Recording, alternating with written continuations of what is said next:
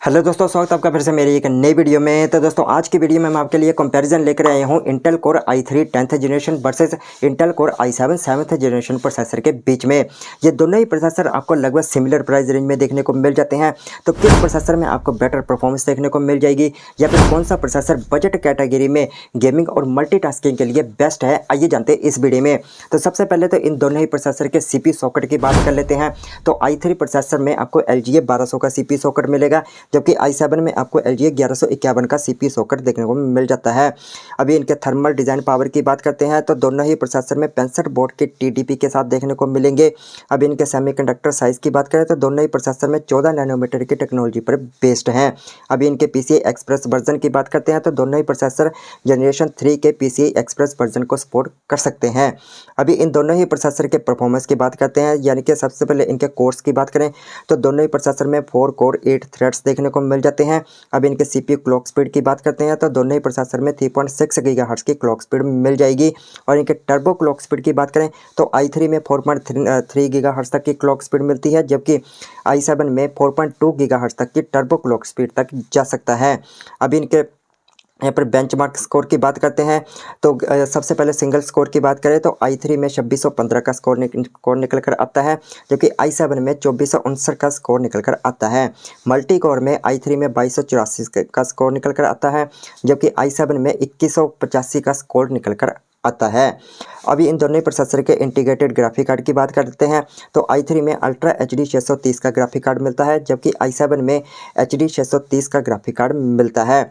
अभी इनके clock speed की बात करें तो दोनों ही प्रोसेसर के ग्राफिक कार्ड में 350 मेगाहर्ट्ज़ तक की क्लॉक स्पीड देखने को मिलती है। और इनके GPU टर्बो की बात करते हैं तो i3 में 1100 मेगाहर्ट्ज़ तक की क्लॉक स्पीड तक जा सकता है, जबकि i7 1150 मेगाहर्ट्ज़ तक की GPU क्लॉक स्पीड तक जा सकता है। अभी इनके DirectX वर्जन की बात करें तो दोनों ही प्रोसेसर DirectX 12 वर्जन को सपोर्ट कर सकते हैं। अभी इन दोनों ही प्रोसेसर के मेमोरी की बात कर लेते हैं तो दोनों ही प्रोसेसर DDR4 रैम को सपोर्ट करते हैं। और जबकि इनके मैक्सिमम रैम स्पीड की बात करें तो i3 में 2666 मेगाहर्ट्ज़ तक की रैम को सपोर्ट कर सकता है, जबकि i7 2400 मेगाहर्ट्ज़ तक की रैम को सपोर्ट कर सकता है। अभी इनके मैक्सिमम रैम सपोर्ट की बात करें तो i3 128 GB तक की रैम को सपोर्ट कर सकता है, जबकि i7 64 GB तक की रैम को सपोर्ट कर सकता है। अभी इनके प्राइसिंग की बात कर लेते हैं तो i3 प्रोसेसर लगभग आपको यहाँ पर 8000 रुपये की प्राइस रेंज में मिलेगा, जबकि i7 आपको लगभग 7700 रुपये की प्राइस रेंज में देखने को मिल जाता है। आइए अब जानते हैं इन दोनों में से कौन सा सबसे बेस्ट है।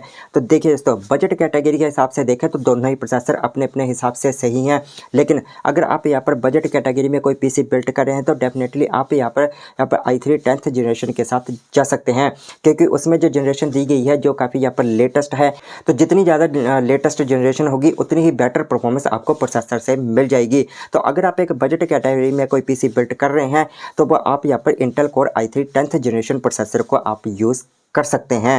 हालांकि उसका प्राइसिंग जो है वो थोड़ा सा ज़्यादा है, लेकिन आपको अगर बेटर परफॉर्मेंस और बेटर यहाँ पर मल्टीटास्किंग वगैरह वेब ब्राउजिंग वगैरह अपने PC से बजट कैटेगरी में चाहिए तो डेफिनेटली आप यहाँ पर i3 10th जनरेशन का यूज़ आप कर सकते हैं।